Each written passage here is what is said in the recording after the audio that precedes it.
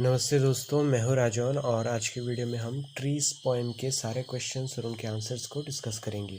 तो इस कविता के कवि है एमिली डिकिंसन और आई होप आपको इसका कॉन्सेप्ट अच्छे से पता होगा।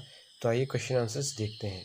सबसे पहले हमारे पास है who is the poet of the poem trees. तो इस कविता के कवि कौन है? Emily Dickinson is the poet of the poem trees. तो इस कविता के यानी कि ट्रीज कविता के कवि हैं Emily Dickinson. What has the poet compared the trees to. तो कवि ने पेड़ों की तुलना किस चीज़ के साथ की है? The poet has compared the trees to swinging tassels. तो कवि ने स्विंगिंग टेसल्स के साथ पेड़ की तुलना की है, पेड़ों की तुलना की है। टेसल्स यानी कि देखिए कपड़े जो होते हैं ना, मान लीजिए कोई भी बिस्तर का एक कपड़ा है तो उसके नीचे कुछ लंबे लंबे धागे होते हैं ना, मोटे मोटे धागे, तो उन्हीं चीज़ को कहते हैं टेसल्स। तो जो टेसल्स जब झूलते हैं जिस तरीके से लगते हैं तो पेड़ भी वैसे ही हैं। मतलब दोनों चीज़ों का कंपैरिजन कवि ने किया है। Where is the tune rising from. तो जो गाना है या फिर म्यूज़िक है वो कहाँ से आ रहा है? The tune is rising from miniature creatures which are presumably some insects. तो जो ट्यून है वो मिनिएचर क्रिएचर यानी कि यहाँ पे छोटे छोटे जीव के बारे में बताया है। छोटे छोटे जीव यानी कि कीड़े मकोड़े ये सब, तो इन सब का जो आवाज़ है उसी को यहाँ पे ट्यून बताया है, तो वही से आवाज़ आ रहा है। What is enamouring the ears. तो कानों को कौन सा चीज़ आनंद दे रहा है? The ears are being enamored by the salutaries of summer, which are nothing but the pleasing sound of trees, summer wind and insects. तो कानों को समर का यानी कि गर्मियों का जो सैलटरीज है वो आनंद दे रहा है। सैलटरीज यानी कि यहाँ पे कोई एक भजन या फिर गीत कह लीजिए। तो यहाँ पे गीत का मतलब है जो पेड़ों का आवाज़ है, जो गर्मियों के मौसम में जो हवा जब चलता है, जब कीड़े मकोड़े एक आवाज़ निकालते हैं, तो ये सारी चीज़ों को यहाँ पे भजन के रूप में बताया गया है। तो यही चीज़ कानों को आनंद दे रहे हैं। What are we never satisfied listening to। तो कौन सी चीज़ सुनकर हम कभी भी संतुष्ट नहीं होते? We are never satisfied listening to the salutaries of summer। तो हम कभी भी ये जो भजन है, गर्मियों का भजन है यानी कि जो साउंड वगैरह है, ये सब सुन के कभी भी संतुष्ट नहीं होते। Who owns estates of cloud। तो जो बादलों का साम्राज्य है वो कौन ओन करता है या फिर कौन मालिक है उसका? सन owns the estates of cloud। तो ये जो सारे बादल हैं इन सब का मालिक है सूरज। According to the poet, why doesn't the sun let the clouds hide him all the time। तो कवि के अनुसार जो सूरज है वो हमेशा क्यों बादलों को अपने आप को ढकने नहीं देता?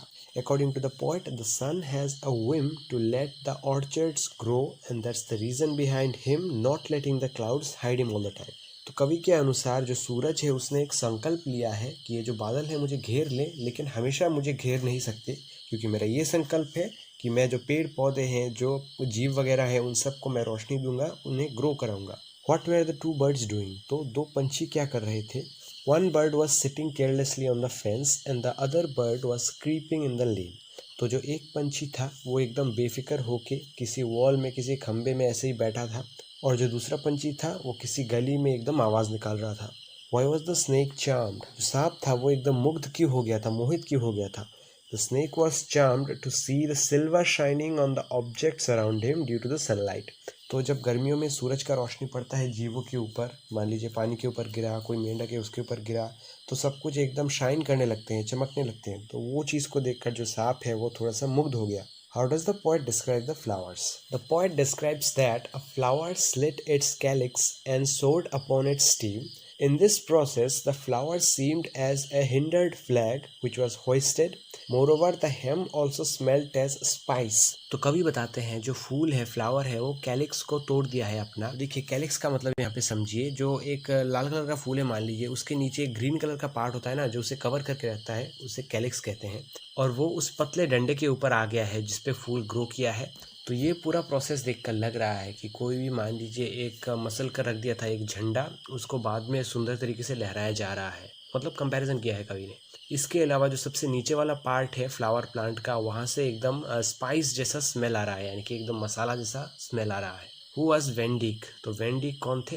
Van Dyck was a very successful portraitist and painter. तो वैन डिक एक बहुत ही सफल पेंटर थे। Why does the poet say that it's mean to those who see Van Dyck's delineation. तो कभी ऐसा क्यों कहते हैं कि जो वैन डिक्स का पेंटिंग देखते हैं, इस नेचर का पेंटिंग, उनके लिए थोड़ा सा अन्याय क्यों है? देखिए, the poet says that it's mean to those who see Van Dyck's delineation because the poet himself isn't able to describe the beauty of the nature completely as there are just too many things to mention about, So in no way even the great painter Van Dyck can cover all the beauty of the nature in his painting. तो कवि ये बताते हैं कि nature में यानी कि प्रकृति में इतनी सारी खूबसूरत चीज़ें हैं कि उन्हें सब कुछ बता पाना उनके बारे में असंभव है। और वैन डिक जो बहुत ही सफल पेंटर है, उनके लिए भी ये संभव नहीं है कि वो अपने पेंटिंग में सब कुछ का वर्णन करे। तो ये एक तरीके से उनके लिए एक अन्याय हो गया है कि लोग तो समझते हैं कि वैन डिक का जो है पेंटिंग देखते हैं उनमें सब कुछ होगा, तो वो सब कुछ नहीं है। What kind of delineation did Van Dyck make? तो वैन डिक ने किस तरीके का पेंटिंग बनाया था? Van Dyck made a delineation on the natural beauty of a summer's day. तो वैन डिक ने एक पेंटिंग बनाया था जिसमें एक गर्मियों के दिन का एक खूबसूरत जो प्राकृतिक दृश्य है, प्राकृतिक नज़ारा है, उसके बारे में बनाया था उन्होंने painting. How do you explain the image of hindered flags? तो हिंडर्ड फ्लैग यानी कि एकदम कुचला हुआ झंडा जिस तरीके से होता है ना, उसके बारे में कवि ने क्या बताया है?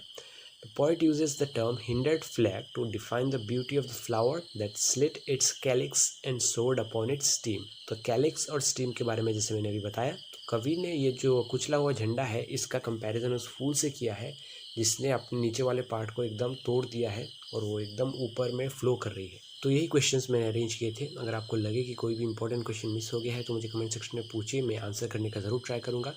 इनसे रिलेटेड कोई भी डाउट रहा हो तो पूछिए मुझे कमेंट सेक्शन में, और आपको दूसरे किसी चैप्टर के पोएम के नोट्स चाहिए तो भी मुझे बताइए ताकि मैं उनके ऊपर वीडियोस बनाऊं। तो मिलते हैं दूसरी वीडियो में, तब तक के लिए टेक केयर।